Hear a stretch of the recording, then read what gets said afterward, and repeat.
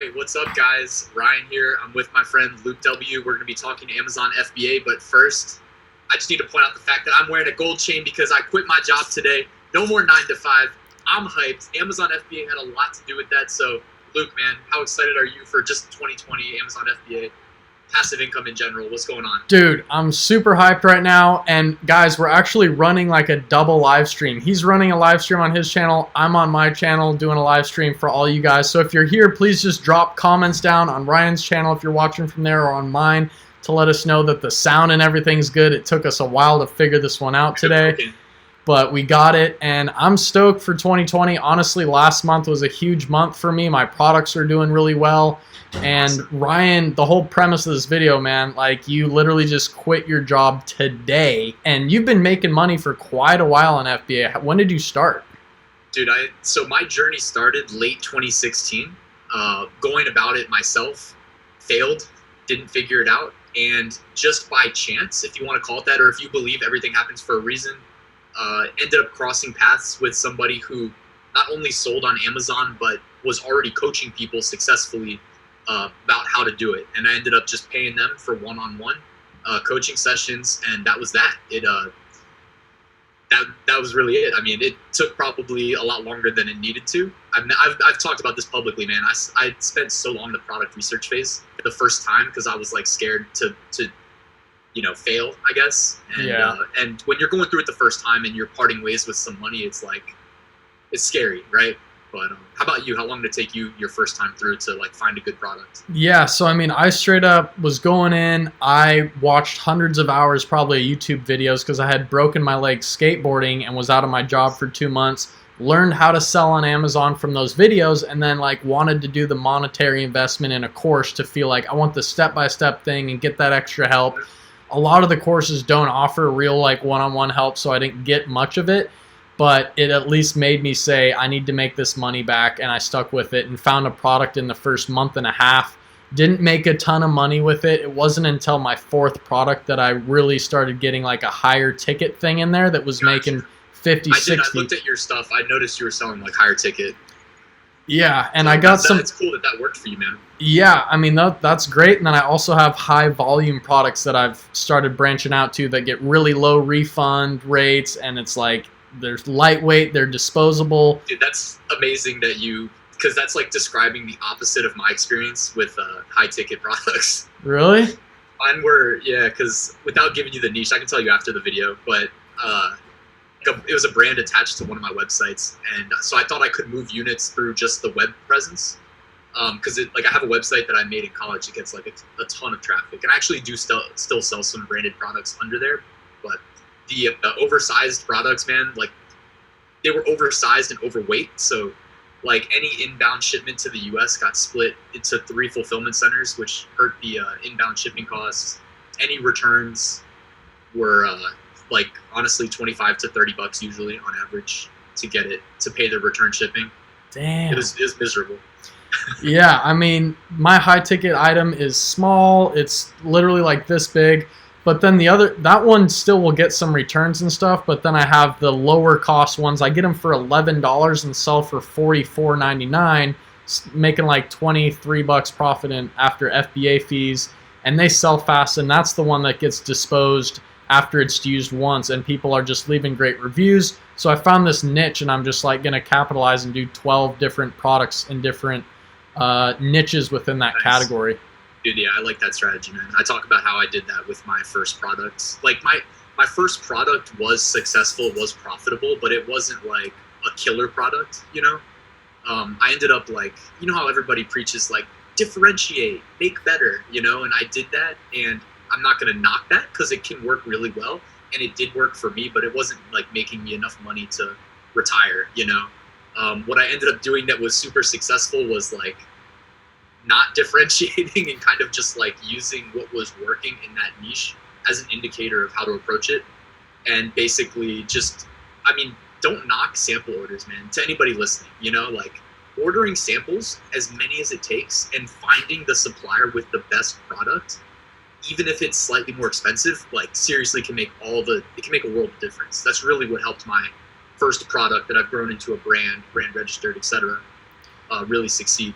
Dude, a huge thing that I just found out yesterday that's going to be a huge benefit for anyone trying to get brand registered. I just had a friend, because I know getting a trademark takes months and months, but Amazon has a special service where you can get a lawyer through Amazon, and they'll let you get, as soon as you file for the trademark, you'll be brand registered within 10 days. Dude, that's amazing. You need to send me that. Yeah. That is awesome. So I've been using my dad and my sister, man. They're both lawyers, but they don't have that urgency that I have, so they're slow, you know. And plus, it's a slow system in general. So yeah. But I mean, literally, like, I just found it out, and there's all these trademark attorneys that are within Seller Central that you hit up, and then it's like $850 or whatever. It's expensive, but you're still gonna be able to get brand registry. Dude, it's expensive, but I mean, it's not that much more than like using Trademarkia, or like I get it at min price using my family members. And what's $500 if you get brand registered and keep a hijacker off your listings, or you put the enhanced brand content up and you see that spike in sales, that spike in conversion rate, which all of a sudden you're ranking higher. I mean, come on, that's almost a no-brainer to me. It's a lot easier when, you know, we're both making money through FBA, so like we can justify the expense. You're just getting started, I can see why you might not want to pay the extra. Yeah, and I mean, I have my little chat window here. Pool Secrets is like, yo, what's up, guys? So howdy back to you. And if you guys are watching this, drop a thumbs up, you know, drop any comments you have. This guy literally just quit his job today because of FBA. Like, tell us, how long have you been doing this? You said it took you a little longer to get started than maybe it should have.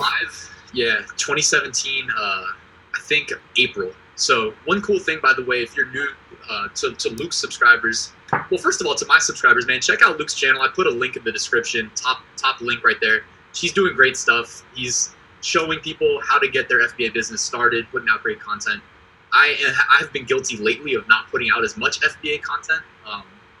You know, I've been doing some other stuff, but I did have an FBA mini series planned, and I put that on pause because of the coronavirus. But let's come back to that. It took me, I think, 4 months to get from like meeting the coach to getting the first product selling. It was like April 2017, and I've put income reports out since then. So, dude, April 2017, April 26th was the day I bought my Amazon course. Nice, man. And then my product from a course. So you did learn from a course. Yeah, I learned from a course, but I watched a ton of videos before I bought the course.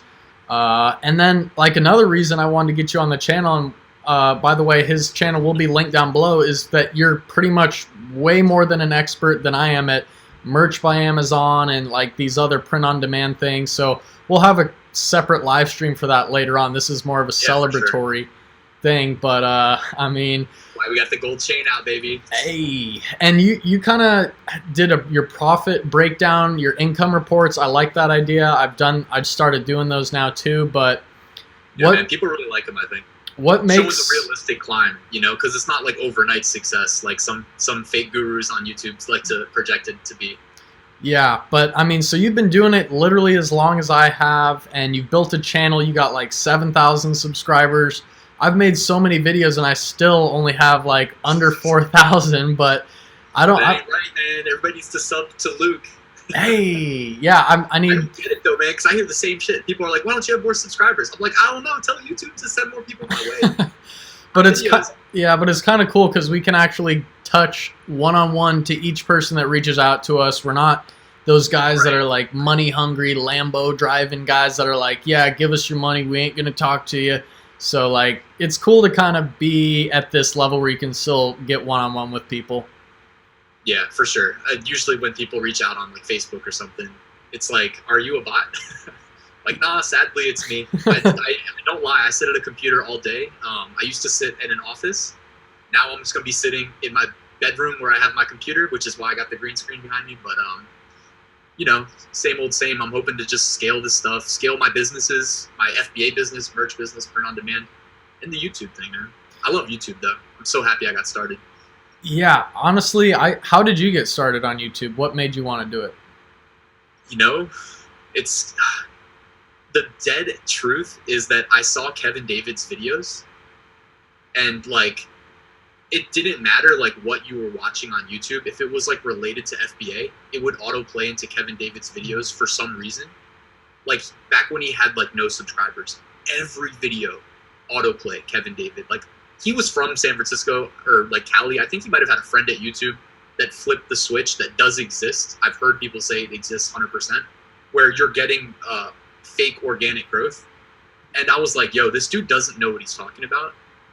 So it just fueled my fire, man. Every day I was like, hold up, nah, if he's going to be misleading people about how this stuff works, when he clearly, like, I mean, not clearly, but some of the info is good. Most of it's regurgitated, but that's what got me going, man.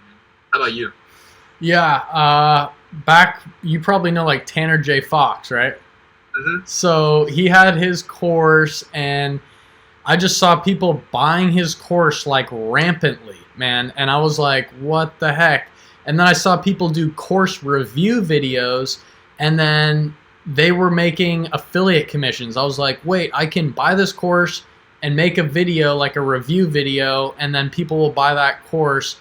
So that's what started with me. So I ended up making like almost 70 sales of that course while I was just learning YouTube, just by reoccurring videos and documenting the journey from day one. Like I watched my earliest videos today, even with my girl, and we just looked at them when I had a broken leg. And how long did it take you to do the first video?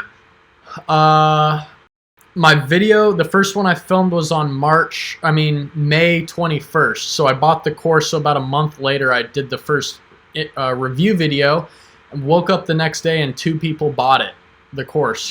I was like, whoa, YouTube's amazing. And then I just kept doing it. And I mean, at this point, like so many people that I saw doing those review videos and trying to get content out, like a lot of them have just died off. So it's cool that you started when I did, and we're sticking with it.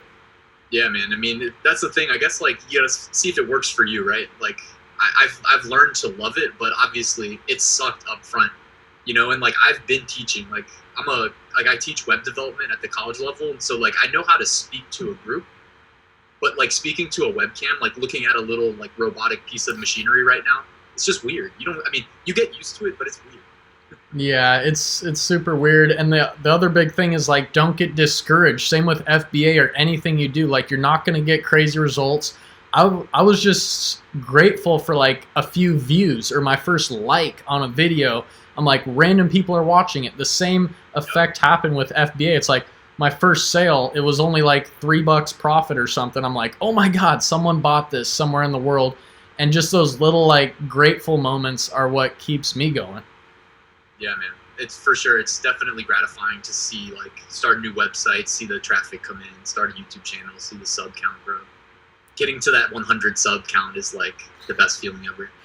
Yeah, and then now at this point, like, teaching people and stuff, it's like, wow, we've actually helped people make passive income. I even got my dad on this, and he's making, like, $3K. Yeah, paid forward, man. It's really what it is, you know?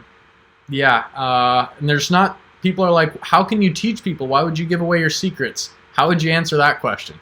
Dude, yeah, that's literally what my parents tell me. And I'm just like, man, like, first of all, you know, what I call Ryan's method, basically it's like a complementary approach to passive income. So it's kind of like saying if you succeed at FBA, you know, maximize the ROI from your Seller Central account by selling FBM print-on-demand products. You know, and if you're doing that, maybe sell through Amazon merch because you already know how to sell on Amazon. You know how to rank a product with keywords and whatnot, create good listings, etc. So you know what I mean? And so, I don't know, my parents tell me, well, the reason I said that actually was because like they all intersected Amazon, and like, man, Amazon is just absolutely murdering, right? Mm-hmm. Like from an e-commerce, just like market perspective, they're the #1 e-commerce website in the world. There's so much meat on the bone that I could tell everybody how to do what I do. And it's like, we're all going to be successful and everybody wins, right? You make a little bit of money, the customers are happy. Yeah, and even if like I go tell 4,000 individual people how to sell and they all somehow become experts, then like that's still such a small amount. Well, you're an amazing teacher too. Hey, I mean, yeah, 100% like that, man. No, yeah, the downfall a lot of times happens is like people are interested, they're hyped, and then that emotion wears off, you know, and then they're like they don't continue it, or they. Like some people hit me up even 6 or 8 months later, but I'm still there for them. You know, like I'm still like, dude, yeah, let's help you out. and get you a product going. So I still will get on the Skype calls with people and just see what we can get going. But For sure. I can give away all my secrets, and there's just millions and millions of products. So it's not like they're gonna come jump on my product and like Absolutely. try and compete.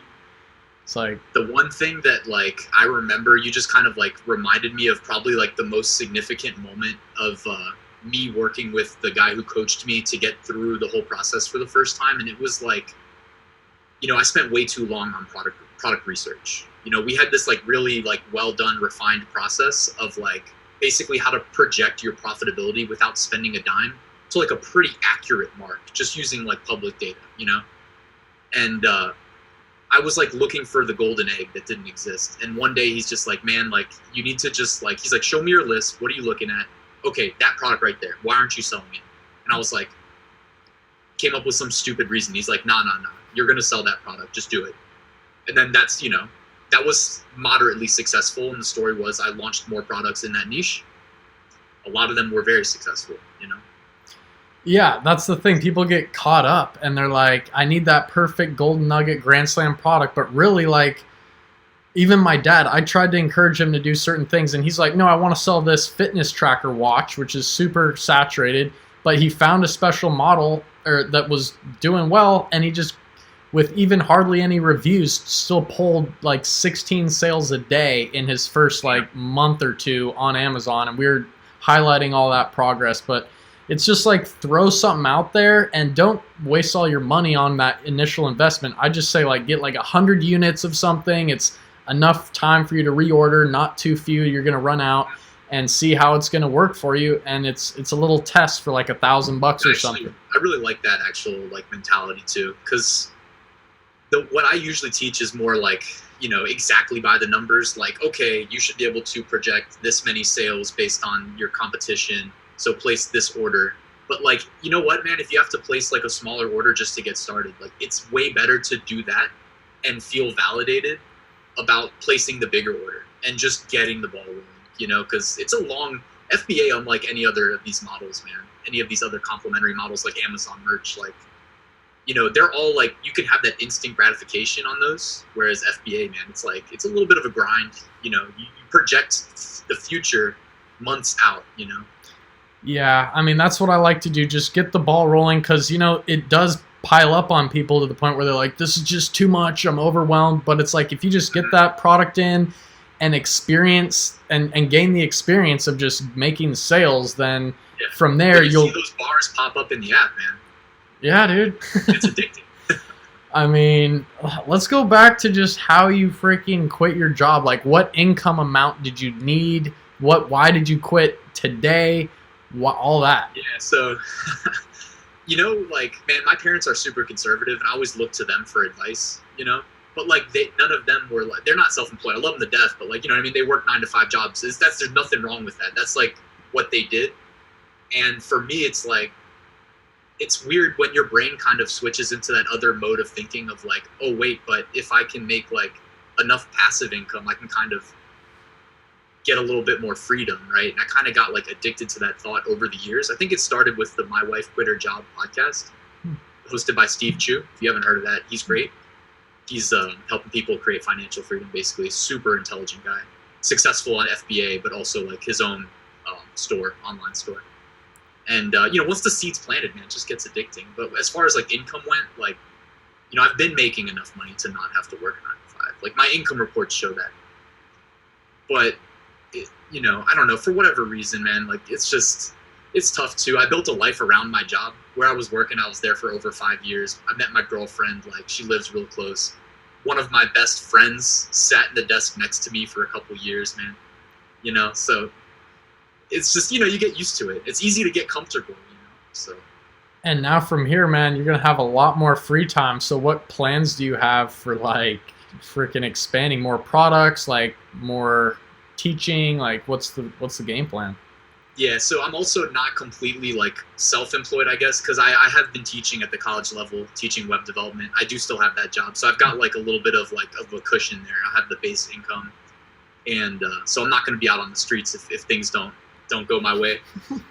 But yeah, I mean, dude, I wanted to ask you too. Like, what are your thoughts on like how many new products you want to launch in 2020? Like, for me, with the day job, it was hard. Like this past year, 2019, I only launched 3 new products, and it's like 3 is good, but is that where I want to be? Like, I think there's more potential than just launching 3. Yeah, but I won't know if I only launch 3. I mean, so yeah, launching products, now that we've been in this for a while, we know how to do things. We know almost kind of how to rinse and repeat, but it's easier once you find a good market and then just create.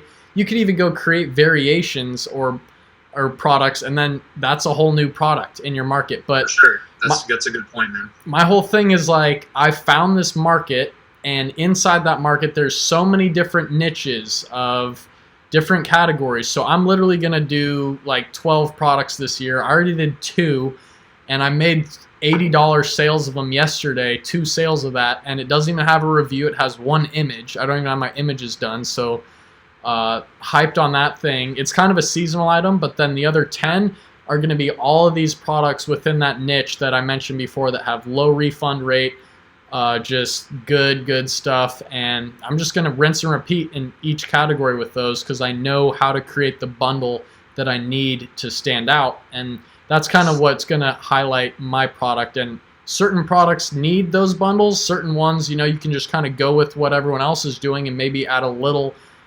Maybe it's just better images. It all comes down to that product market.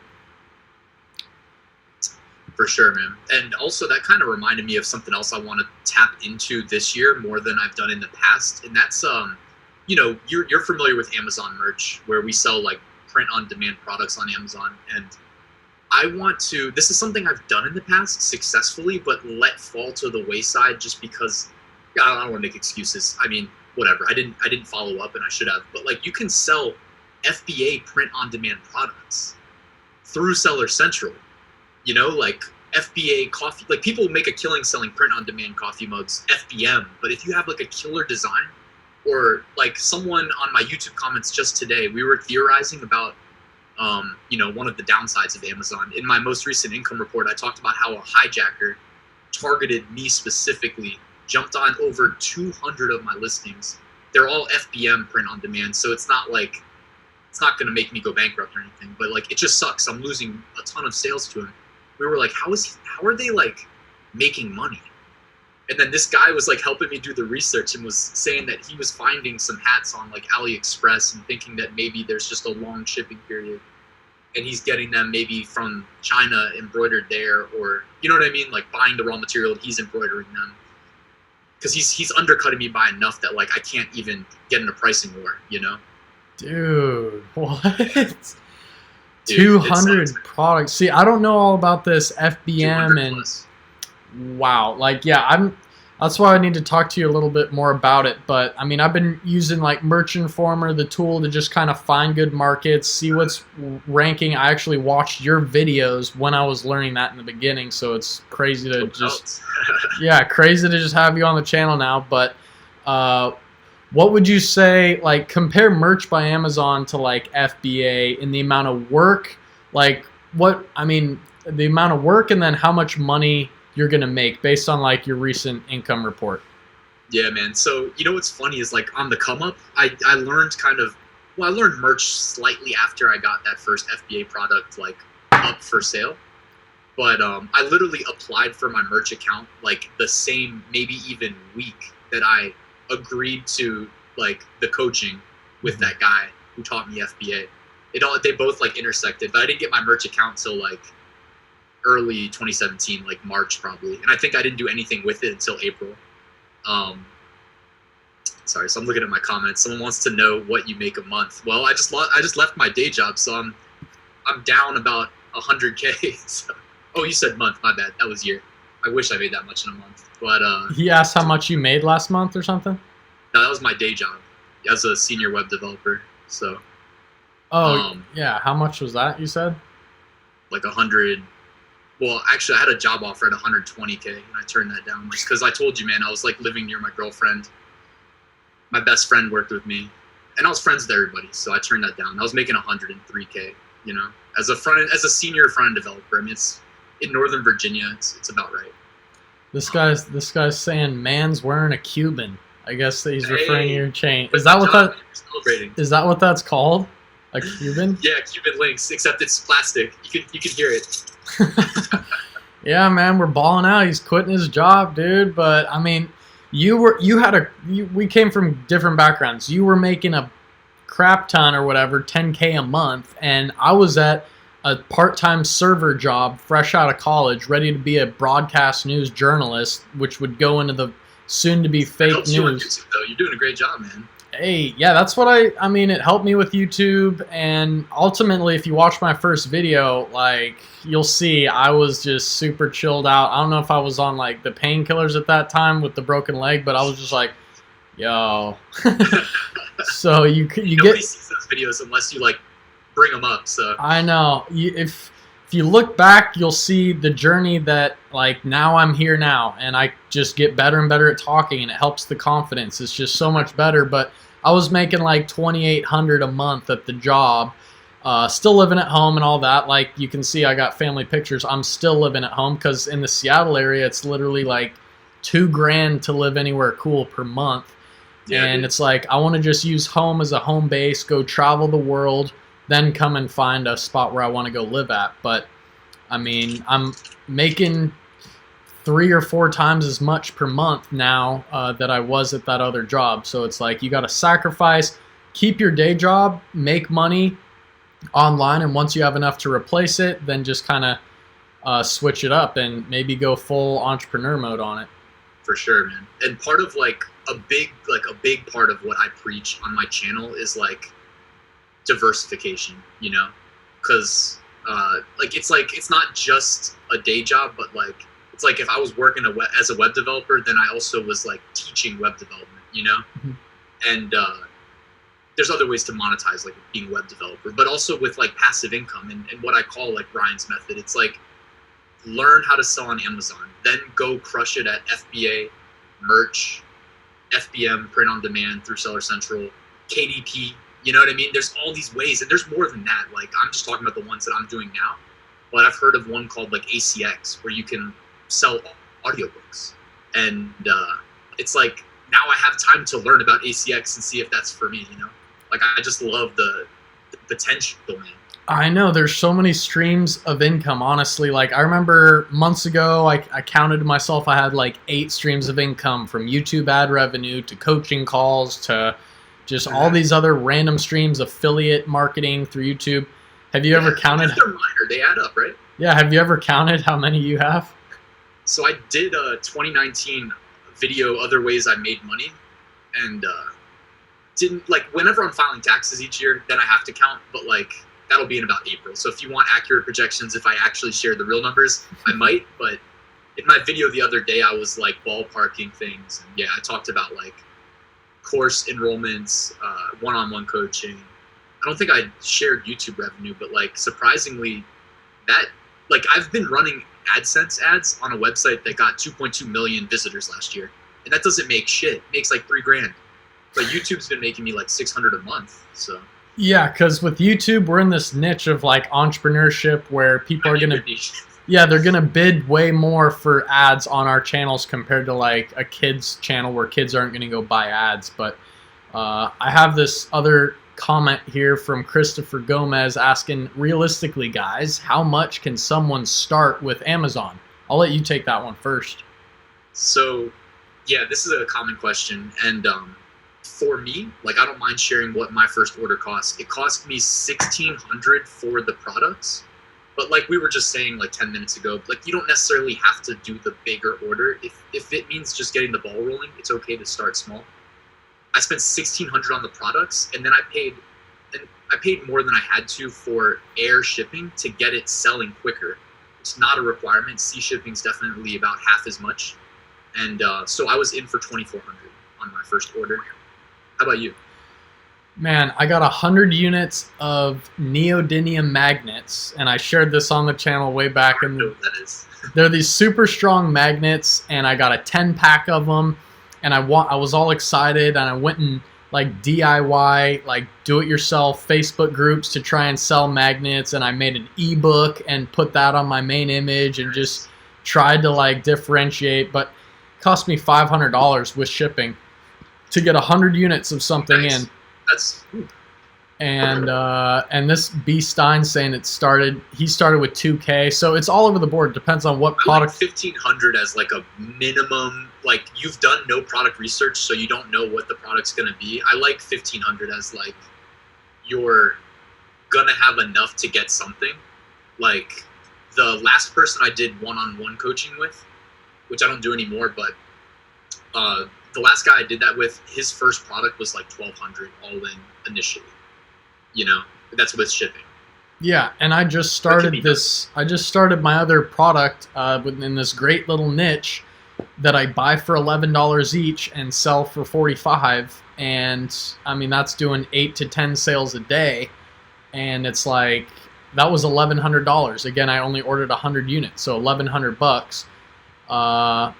So yeah, I mean, realistically, it could. And then I have my higher ticket items for 100 units. That's $6,000. Mm-hmm. So I mean, $60 a pop. But then I'm making $86 profit per unit when I sell at $179.99. See, when I saw some of your videos, like talking about, or just showing your stats, like I was doing the math in my head, and I was like, oh, he's making a good amount of money. And I guess because I cut loose those products that I mentioned that I was selling between 100 and, well, basically between $99.99 and $150, because I had variants. I had 5 different SKUs of the same product, just upgrades. And I just associated like high ticket with like big products, and I didn't want that headache of oversized. But it's like I was sleeping on the thought of like high ticket, small, so you don't get that. You know, inbound shipping alone was just crushing me, because you have to send them to. You either get to send them, or you either have to send them to 3 warehouses, or you can pay extra up front to Amazon and send it to 1 location. Inventory placement. You're kind of like hedging a bet there, hoping that that's a cheaper option, you know? Yeah, that's the inventory placement service. I used to do that, and then I'm like, nah, because I kept noticing it was like 50 cents or something, or more than that per unit that you send out. And another thing on the shipping note is like with the air shipping, sometimes it's like if you're getting 100 units, like I like to recommend that. I mean, the course I took said get 500 units. Some people 100 to 250 is fine, I think. And then I would say take like 30 out of your 100 units, airship them, and then you can rank those, get some. Yeah, that works too. You can definitely have them take a couple cartons of your product and ship it via air. And then the rest by sea, and then you have something to play with while it's in Amazon. The only downside of that is like the inbound shipping people will get mad at you, you know, because you get the receiving notification, and then the rest of it comes like a month later. Yeah, but I think. Well, I made two separate shipping plans. You did it that way. Gotcha. And then we got someone saying, "Hey Luke, how's it going? It's excellent. Happy 2020, y'all." And then other homie out here is like, "Yo, I started with around the same amount, about 3K, all liquid capital you had." So yeah, and if you got money on hand, then it's in your savings, it's not doing anything, and you see a business model. Interest rates are low. Use your money. Put your money to work, man. Yeah, like. The guy who made the book Rich Dad Poor Dad was he did an interview on the Valuetainment YouTube channel that they dropped yesterday. Go listen to that. Like, that dude is he's so smart, man. Robert Kiyosaki. His name is Robert Kiyosaki. Yeah. Yeah, he's a beast. He writes all those like Rich Dad Poor Dad books. There's like a series. Yeah, I read them. Monetary theory, basically, you can call it that, I guess. But like, yeah, his interview was talking about like the year 2020, projecting the near future and stuff like that. It's really good. Yeah, like put your money to work for you. Yeah, I mean, he's got this whole thing about the employee mindset versus like business person mindset. The employees want to have that one-on-one interaction. They put time in. They want money back that day. Entrepreneurs, big business people, they gotta sacrifice, not make money for a while, and then it's going to lead to a passive income return in the future. Yeah. It's a grind. It's been a grind for me, man. But yeah. Dude, you quit your job. Today is the celebratory day. The live stream too, man. I'm loving it that I get to celebrate with everybody. And this is your first live stream too, right? First live stream, yeah. I did one Facebook Live before. Yeah. So first to YouTube though.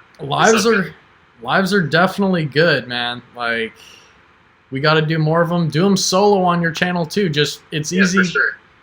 No excuses now. I mean, I got time now, so. Yeah, I mean, any other comments you guys have, want to drop them? That's awesome. And any questions? My chat either.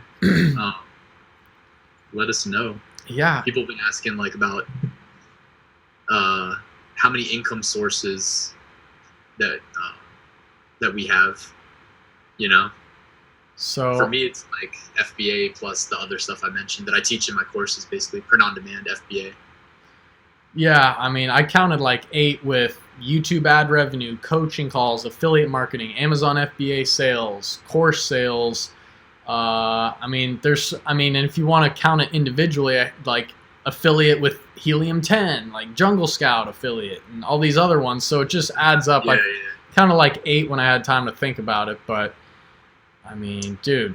Yeah, I don't even know. I've never tried to count, honestly, because like between like web development too that I have sprinkled in, it's nothing making me rich, but like it's there, you know, it's there. You know, I charge like hosting, I charge hourly, and you know, since I've been spread so thin with like all this other stuff, I've like had justification to make no less than $100 an hour, which people pay. I mean, hey, I'm like hosting like websites for businesses, you know, they don't care. So that's been nice.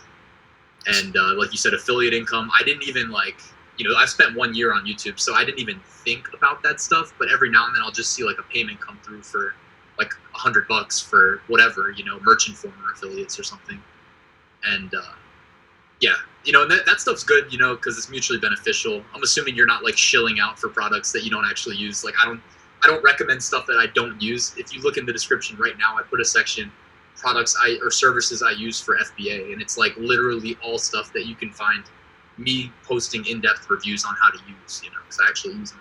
Yeah, that's the way to do it. I mean, I was given a course to watch and just asked, the guy was like, what do you think of this? And I was like, well, you have like 5 different product research tools in your course. Like, that's going to kind of confuse people. Like, I actually just had to update my program because it's like I used to talk all about Jungle Scout. I loved it. I loved everything about it.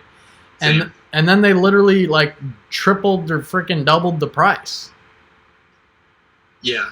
And I mean, the thing is, I still, you know, there's a place in my heart for Jungle Scout. I got the lifetime, so I'm like still in there for a discount, but I give people options. Yeah. You know, Helium, the 3 I use or I recommend are well, I'd rather say 2. I mean, like I'm liking Jungle Scout and AMZ Scout as a number 2 that's more affordable lately. How about you?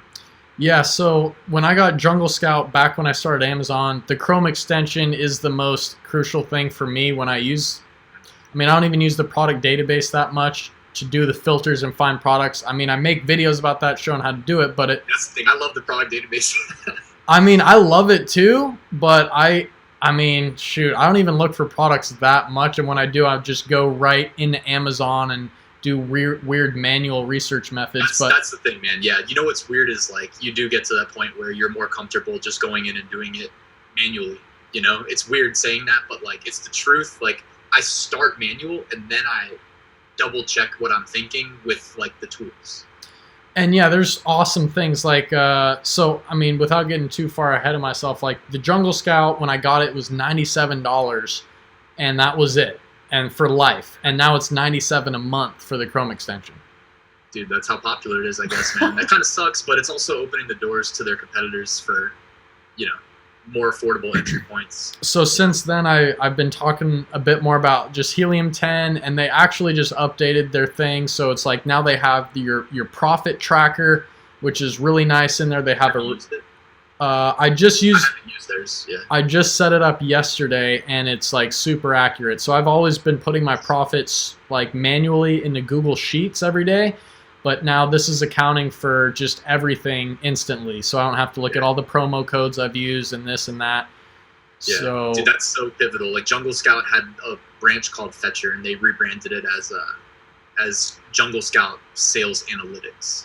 So I had to like update all my links because I was linking to nothing, you know. But like I will shill out for Fetcher big time because I love Fetcher. That was like what they rebranded. But like, yeah, man, without that, I couldn't like run my business. That's what I would have like 30 FBA SKUs at one point, you know? dude. It was because like not all of them were like doing big business, you know what I mean? Some of them were like moving slow. So Yeah. it's were like print on demand FBA, you know? So it wasn't all just like straight from China. Some of them were manufactured. Well, some of them were like coffee mugs import to US from China, design in US and then sent to FBA, that sort of thing. Dang, man. Yeah, you've done a lot more crazy stuff than I feel like I have. I just honed in on a couple of things and just went ham at those things. I mean, you've Yeah, been well, that's the thing, man. Like I didn't keep up with the FBA print on demand. I wish I did, because I know I missed out on like extra potential. But either way, who cares? Like as long as you're making money, you know. I just found out about merch by Amazon literally like 2 or 3 months ago. Yeah, dude, I love Amazon merch. But the one tip I'll give any merch by Amazon beginners is like when you're in tier 10, do not make the Chiefs Super Bowl T-shirt, right? Don't make the Kobe Bryant is dead T-shirt. Like make like the Happy 5th birthday T-shirt. You know, something that's not going to get you trademarked. That's like the biggest thing that happens in merch, man. They're unforgiving in the 10 tier. So. Yeah, will they just ban your account at that point? Like, sure, yeah, they'll just ban you. That's like the most common thing people reach out to me about. Dang. Okay. Well, I'm still in tier 10, so Just, I'm not doing that. I already know. I know enough about. Delete products that don't sell. Replace with new ones. Price at 1307. Mm-hmm. Scale the account. You know, I'm in tier 20,000 now. So Damn, dude. Philip Loud. Hey guys, do you use any sourcing software like Tactical Arbitrage or FBA Wizard at all? If so, what are your thoughts on them? I've never heard of those, actually. I've never heard of them. Sourcing software, do you mean like finding us suppliers or something like that? Or, I mean, it's literally like we were just talking about. I still have Jungle Scout for the Chrome extension, and I still have their lifetime plan too, but I have Helium 10 as well, and I just kind of bounce back. I think there was something Jungle Scout, like Greg Mercer said about like a new enhancement to Jungle Scout where like you could somehow they were like tapping. He made it sound like when things pass through customs into the U.S., like maybe something about the origin of the products was in a public record, and Jungle Scout was like tying the Amazon product to the supplier. It sounded super shady. I don't know if anything came of that, but I heard of it. I'm 100%. I remember hearing him talk about it. Dude, he did a freaking. I got him on my channel, and he talked. Yeah. That's awesome. And we did a little interview, and we went over the supplier database, and that's where he went into all these HS codes and crazy things where you can go find your competitors who are getting all the best reviews, and then you find out where their suppliers are. And then he was showing me like, oh, North Face gets their stuff from these people in Vietnam, Patagonia, all these, and then you can go like source from these legit companies that are making super high quality materials. And I kind of got lost in products or the supplier database, but something to look into, I guess. Yeah, like for me, so this is like a good segue. We should probably go for like maybe another max like 15 minutes, you think? Just wrap it at an hour? Yeah, that's fine. Okay. Well, I was thinking like I was going to piggyback off what I mentioned earlier with like the coronavirus, and it's going to definitely impact it's going to impact the world economy, even though the stock market today was not reflecting of that. But like Nike, for instance, like there was a push on Yahoo Finance's app saying like Nike publicly saying their business will be impacted negatively by China, you know, and like I'm pretty sure I saw something that like Tesla's Shanghai production factories closed, and it's like this shit is going to impact. Like I'm guilty of, I'll admit it, I'm guilty of everything I import is from China, just because I have all these systems set up to do stuff on autopilot, you know, and I was coasting, and now I'm like thinking about looking for alternative suppliers. The problem is like if there's anything different, if it's a drop off in quality, it's going to be a huge headache. So that's like another problem, you know. Have any of your suppliers like said we're having issues? I asked my guys, and after the Chinese New Year, they said by the 8th or the 10th they're going to be able to produce me my high ticket items that I'm running out of stock with already again. So I think some suppliers are good. What have yours said? So that's the thing. I haven't reached out to any yet, but like I have like a guy on the ground in China that actually he's like my freight forwarder, but I've flown out and like met him, man. We're buddies, you know. We've been working together for years at this point, and he like helps me with sourcing and whatnot. And he gave me the gist that it's like pretty bad, you know, like, and that it might get worse, man. Like, and it depends where you are in China, I guess. But if you look at the map, and of like the spread, yeah, it seems like it's not good.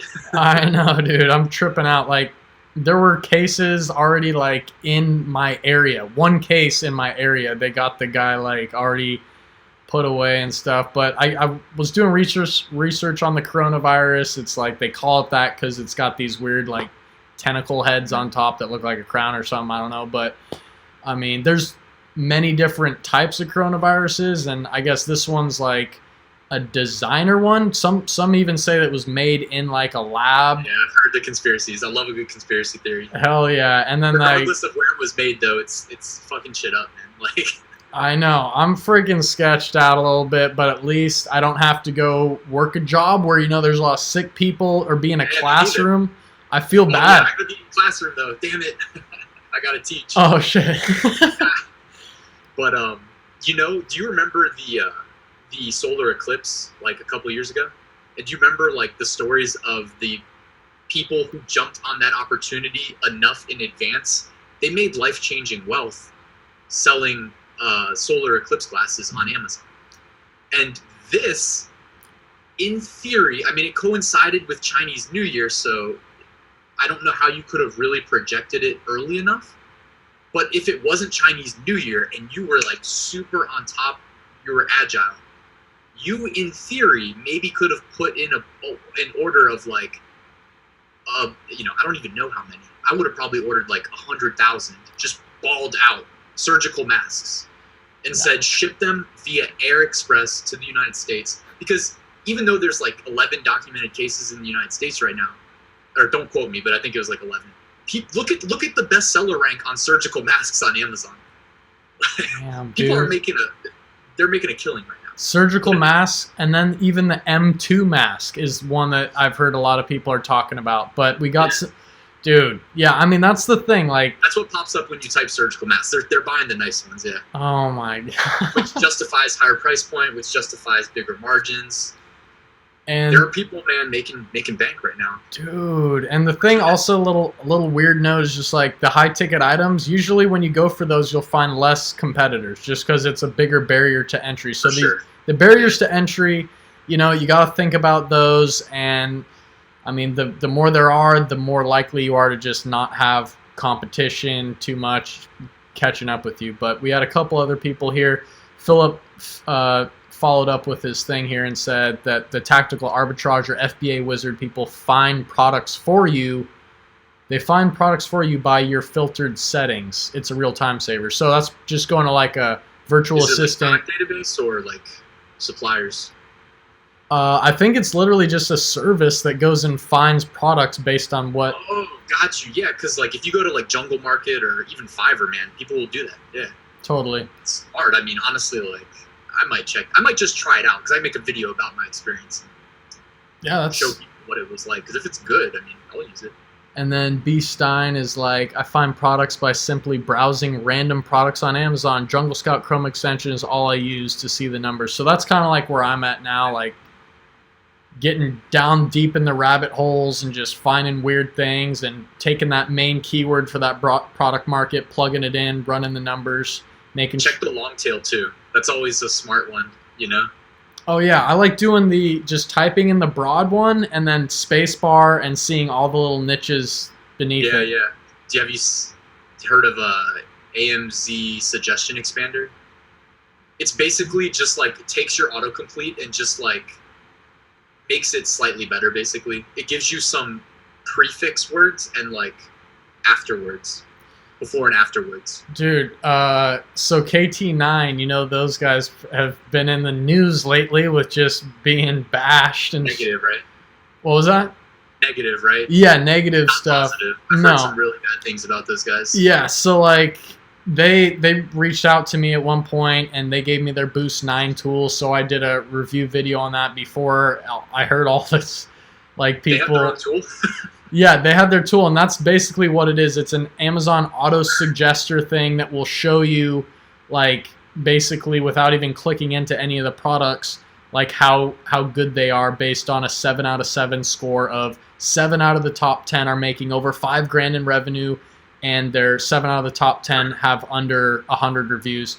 And then it was working great, and then I saw it had some like weird bugs, and the tool itself is like $300. But that's just kind of expanding on that little $300, man. Wow. Yeah, that's like as much as almost people will pay for my course to have me literally like be in your pocket, like teaching you Amazon. Yeah. Which you might want to, you might want to consider upping that, but you know, I know. Sure good value one-on-one service, but I guess it's about capacity, like we said, man. Like take advantage, guys. Like, you know, in another year, you're gonna be at like 70,000 subs. Yeah. Or more. I mean, right? and that's cool that we're doing this collaboration, because I used to do those a bit more, and I was actually on Tanner Fox's channel as a little success story way back in July. So I started in April, and on July I was on his channel, and I came up like 300 subscribers in like a few days, and it was like, damn. Yeah, he's balling on YouTube, man. He's got, you know what you got to do though is in the video, you got to rock this t-shirt so that people go to your website, even though it's backwards. It's backwards in the video. And I need a chain, man. Well, obviously, this is a must. So go to Amazon, hope that it didn't come from China recently, and or wipe it down with some Clorox. Well, guys, we're probably going to include it soon, but drop any last questions that you have, and drop a like on this video, please, guys. Like, we've been out here for an hour. Yeah, just definitely hook it up with the like. Yeah, and on Ryan's channel, too. Like, we're doing a double stream, so, like, this is crazy that this is actually working, but... yeah, we definitely struggled with the setup, because this is my first time with the live stream, but we figured it out. Got the concurrent live streams. Check out Luke's channel, though. He's posting great content over there. The link is right there in the description. Yep, so, and I got Ryan's link right down below. He does a lot of different stuff that I don't even touch on. Merch by Amazon, and like every person's gonna have different experiences. So he's probably expert at some things, I'm expert at others, and it's just like, that's why we got to collaborate and bring it to you guys. For sure, yeah, definitely. Because like it's maybe FBA is not your thing. I love FBA. That's where I started. But like I said, I just kind of on my journey, I discovered new complementary passive income models complementary to FBA, and I didn't have to give up FBA to pursue them. So, you know, just put them on your radar. Like Amazon merch is a great one, especially if you're not doing FBA yet and you want to. Well, Amazon merch will let you list products for Amazon or on Amazon that are Prime eligible. They're basically like print-on-demand t-shirts like this. You get free money. You never have to give them a credit card. It's free money. When you get a sale, Amazon will fulfill the order, do customer service.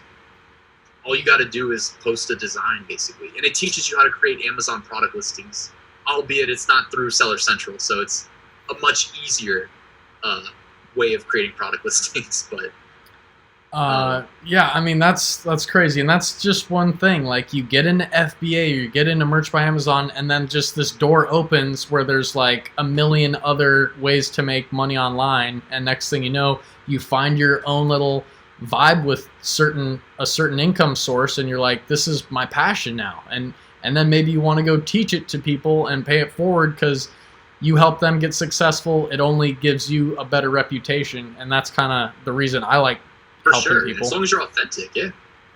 Absolutely. I got a couple of questions. First of all, what's up to everybody? I have not been good about like reading your names and saying hello, but hello to everybody.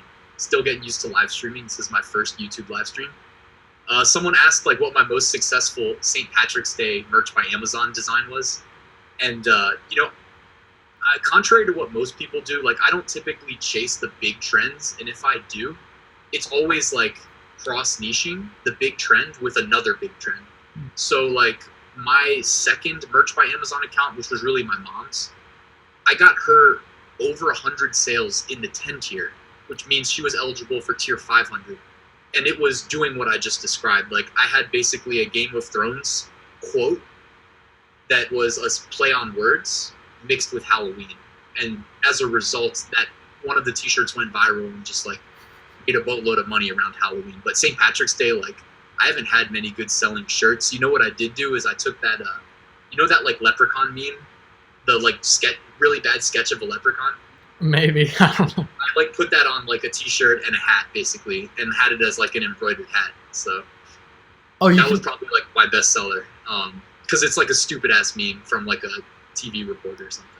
Dude, yeah, I want to definitely have you back just so I can talk to you, or even not on camera, but we might as well do it live stream again just to talk how we would how we would regularly talk. And I just want to ask you about Merch by Amazon, and because I want to make more sales with this, and it's crazy that you can set up, you just request an invitation or something like that, and then boom, you have an account. You don't have to pay anything to get or keep that account. It's such a great opportunity, man.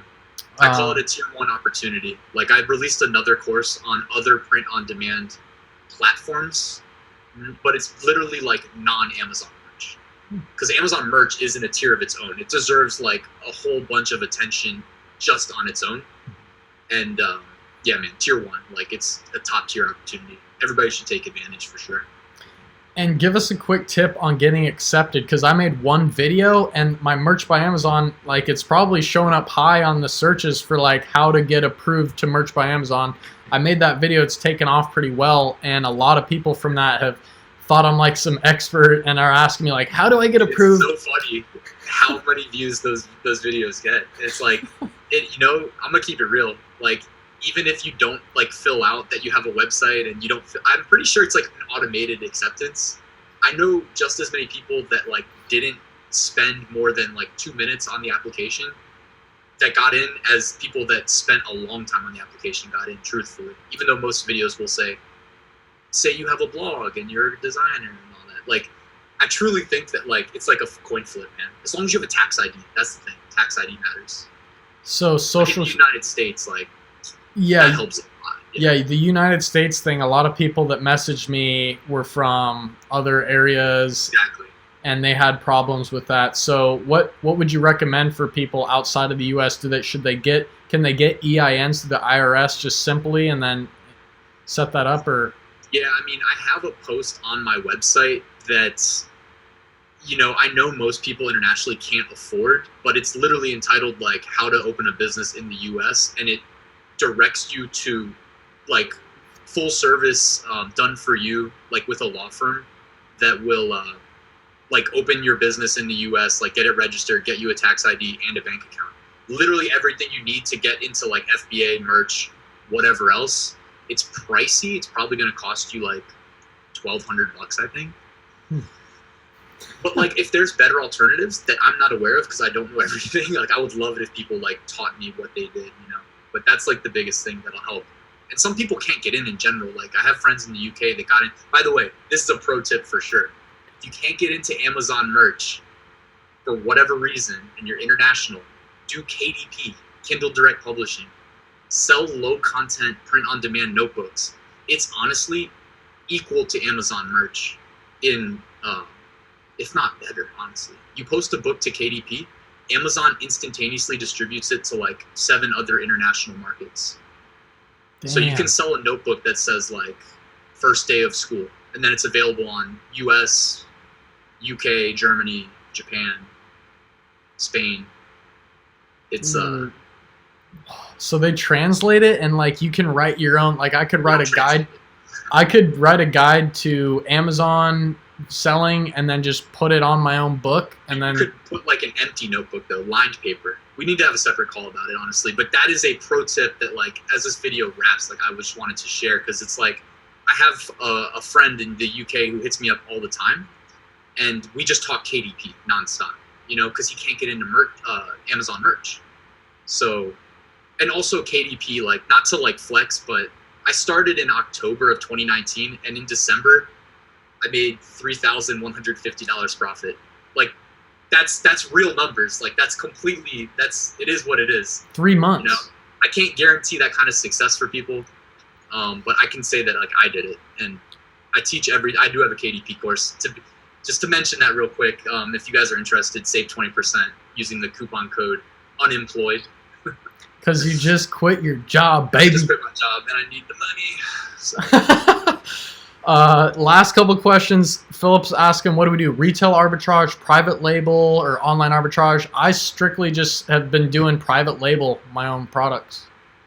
Yeah, private label. And then I was doing the FBM print on demand, but I would not mix that with FBA. It really is its own beast. It's not the same. And then Steadfast V says, I have a new brand. Do you think it would be smart to launch 2 to 3 products at once or one at a time? What do you think?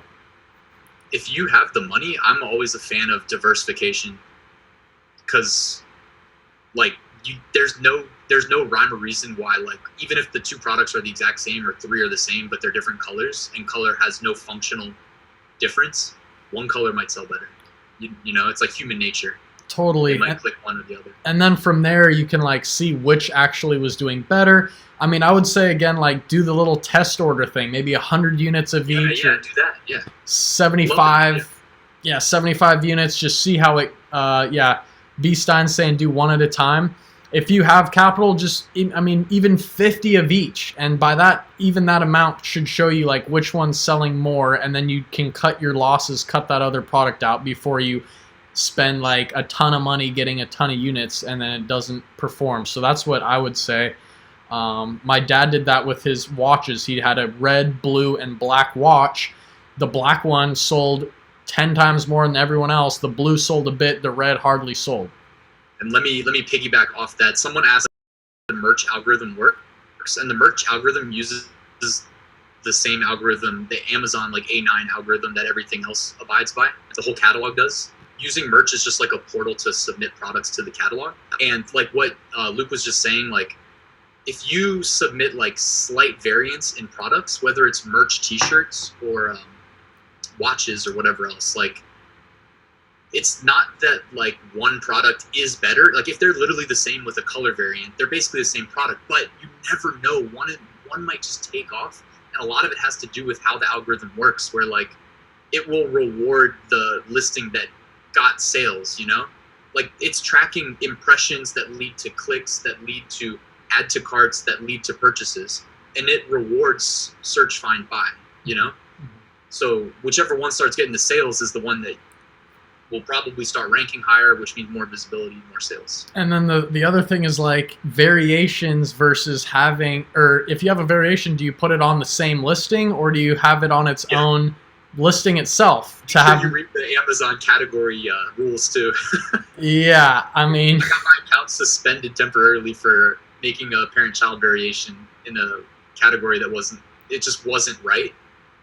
And I thought it was okay because like I had seen other products in the same category doing it.